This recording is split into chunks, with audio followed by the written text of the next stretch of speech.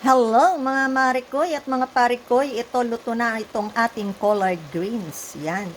Ito yung hiniwa-hiwa natin kanina ng maninipis. Umusok-usok pa. Yan guys, ang ating collard greens. Masarap ito at masustansya. Ginisa ko lang ito sa bawang. Bawang. At nilagyan ko yan ng ghee.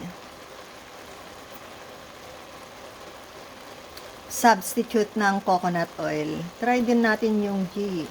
Ghee. Ewan ko kung paanong pag-pronounce yun. Ghee or ghee.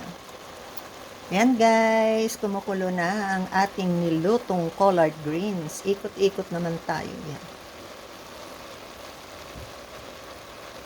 Masustansya ang collard greens. Alright guys, yan. Thank you so much for watching. See you again next time. Bye!